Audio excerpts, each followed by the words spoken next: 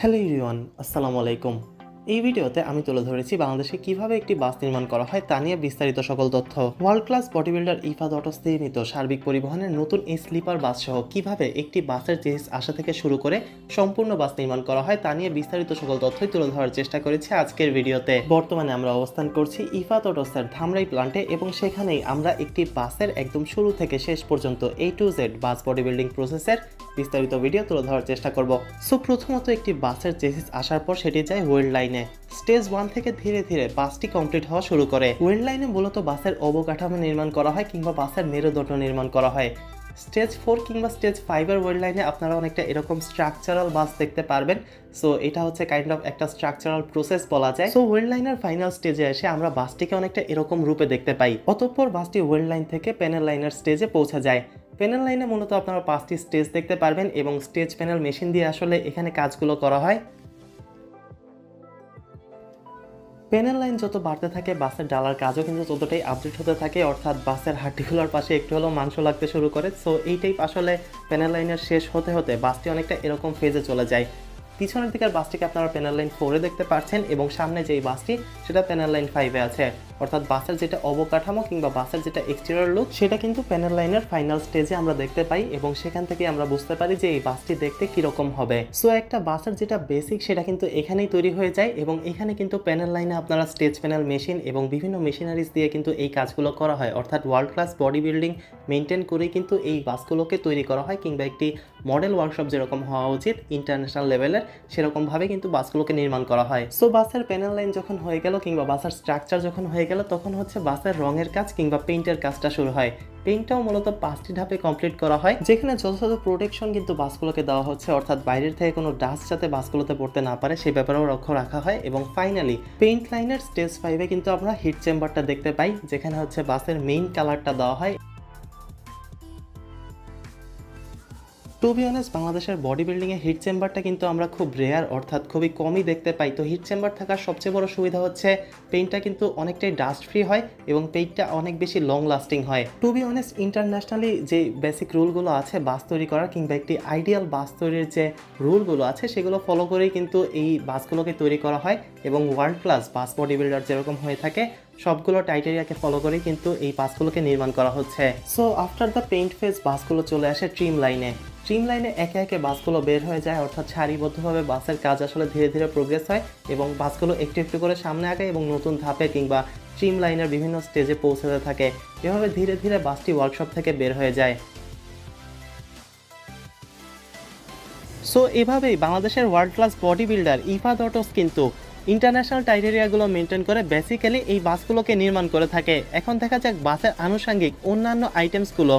So এভাবেই বাসগুলো ধীরে ধীরে ট্রিম লাইনের এক একটি ফেজে পৌঁছায় এবং ট্রিম লাইনের ফাইনাল স্টেজে গিয়ে বাসটি মূলত কমপ্লিট হয়ে যায়। ফর বেটার ইনসুলেশন এবং লং লাস্টিং পারফরমেন্স ইপিই ফোম কিন্তু বাসগুলোতে ইউজ করা হয়। বাসের গতিসহ ফেব্রিক্স সবকিছুই কিন্তু এখানেই করা হয়।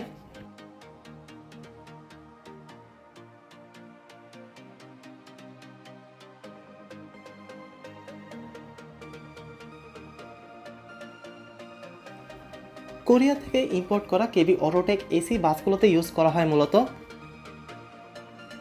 এছাড়া সিটার গতি বলেন কিংবা র্যাক্সিন যা কিছুই আছে সবকিছুই কিন্তু ডোমেস্টিক্যালি ইমপ্লিমেন্ট করা হয়। বাসের ফাইবার সেকশনের কথা যদি আসি তবে ফাইবারগুলো মূলত এখানে প্রসিডিউর করা হয়, যেখানে বিভিন্ন রকমের ডাইস কিন্তু আপনারা তৈরি করা দেখতে পারবেন। এগুলো হচ্ছে ডিফারেন্ট কাইন্ড অফ শেপের জন্য আগে থেকেই আসলে এই ডাইসগুলোকে নির্মাণ করে রাখা হয়। শুধুমাত্র যে ফাইবারের ডাইস তা নয়, সিটের স্ট্রাকচার থেকে শুরু করে যা যা ম্যাটেরিয়ালস আসলে একটি বাসের দরকার হয় তার 90% ম্যাটেরিয়ালসে কিন্তু আগে থেকে রেডি করে রাখা হয়, যাতে একটি বাস ঢোকা মাত্রই কিংবা একসাথে great unit of bus ready করার জন্য যাতে অনেক বেশি সময় অপচয় না হয় এবং স্বল্প সময়ে একটি বাস যাতে প্রস্তুত করা সম্ভব হয়, সেজন্যই কিন্তু ইফাদ অটোস এই আইটেম আগে থেকে ইমপ্লিমেন্ট করে রাখে এবং পরবর্তীতে এগুলোকে রিশেপ কিংবা সুবিধা অনুযায়ী ইউজ করে। সো ওভারঅল যদি আপনি ওয়ার্কশপের স্ট্রাকচার দেখেন তাহলে ইন্টারন্যাশনালি কিংবা একটি ওয়ার্ল্ড ক্লাস বডি বিল্ডার যেরকম হওয়া উচিত ঠিক সেরকমই কিন্তু একটি body building process Ifad autos বাংলাদেশে করে থাকে। সো একটি কোয়ালিটিফুল বাসের বডি যারা নির্মাণ করতে যাচ্ছেন তারা যোগাযোগ করতে পারেন ইফাদ অটোসের সাথে। তাদের মোবাইল নাম্বারটি আমি আমার স্ক্রিনে দিয়ে দিচ্ছি। সো এই ছিল মোটামুটি ইফাদ অটোসে কীভাবে একটি বাস নির্মাণ করা হয় তা নিয়ে বিস্তারিত একটি ভিডিও। আশা করি ভিডিওটি সবার কাছেই ভালো লাগলে এবং ভিডিওটি ভালো লাগলে শেয়ার করে দিতে পারেন আমাদের অফিসিয়াল ফেসবুক পেজ থেকে। সো এবার আসি ইফাদ অটোস নির্মিত একটি কমপ্লিট বাস সম্পর্কে। এই বাসটিকে আজই ইফাদ অটোস থেকে বের করা হয়েছে, যেখানে বাসটি চলাচল করবে সার্বিক পরিবহনের হয়ে। সো এই বাসটি রিলেটেড যাবতীয় সকল তথ্য এবং বাসের বডি লুকটি দেখে আসা যাক।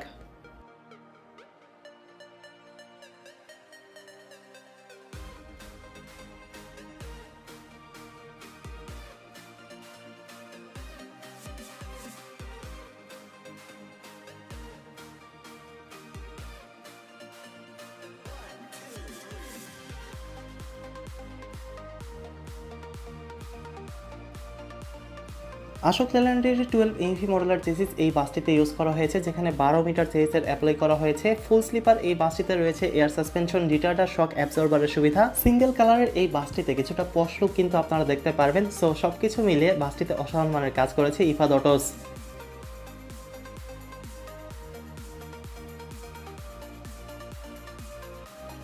সো এই ছিল তাদের নির্মিত প্রথম এই স্লিপার বাসের এক্সটেরিয়রের একটি কমপ্লিট রিভিউ। এবার আসা যাক বাসের মোস্ট ইন্টারেস্টিং ফ্যাক্ট, বাসের ইন্টেরিয়র পার্টে। যেমনটা আপনারা সবাই জানেন যে বর্তমানে বাংলাদেশের হটকেক স্লিপার বাস, এবং স্লিপার বাস বর্তমানে বাংলাদেশে বেড়েই চলছে। 30 বেডের এই স্লিপার বাসের ফরমেশনে চেঞ্জ না আসলেও বাসের ডেকোরেশন এবং লাইটিংয়ে কিছুটা হলেও চেঞ্জ এসেছে বলা যায়। বাসটিতে আপনারা 2 পিন এবং 3 পিনের চার্জার সহ একটি এলইডি মনিটরের সুবিধা পাচ্ছেন, পাশাপাশি ফ্রি ওয়াইফাইয়ের সুবিধাও কিন্তু পাওয়া যাবে এই বাসটিতে। এবং নর্মালি বাংলাদেশের স্লিপার বাসগুলো যেরকম ফরমেশনের হয়ে থাকে, যে এক পাশে আপনার সিঙ্গেল বেড, অপর পাশে ডাবল বেড, একই রকম ফরমেশনে এই বাসটিকে নির্মাণ করা হয়েছে। তবে বেডগুলো দেখেই কিন্তু আপনারা বুঝতে পারছেন যে অন্যান্য স্লিপার বাসের বেডের চেয়ে এই বেডে কিছুটা হলেও কিন্তু ডিফারেন্স থাকবে। যাত্রীদেরকে একটি কমফোর্টেবল রাইড ইনশিওর করতে বাসটিকে যতটা লাক্সারিয়াস করা পসিবল ততটা লাক্সারিয়াস করার চেষ্টাই করেছে ইফাদ অটোস। আশা করা যাচ্ছে তাদের হাত ধরে ওয়ার্ল্ড ক্লাস বডি বিল্ডিং কিংবা ওয়ার্ল্ড ক্লাস বাস কিন্তু আমরা পেতে যাচ্ছি ভবিষ্যতে ইনশাল্লাহ। দেশের পরিবহন জগৎ রিলেটেড যে কোনো তথ্য সবার আগে জানতে চ্যানেলটি সাবস্ক্রাইব করে পাশে থাকার অনুরোধ রইল। বাস সম্পর্কে ইন্টারেস্ট থাকলে জয়েন করতে পারেন ফেসবুক গ্রুপ বিডি বাস লাভারে। ভিডিওটি ভালো লাগলে শেয়ার করে দিতে পারেন আমাদের অফিসিয়াল ফেসবুক পেজ থেকে।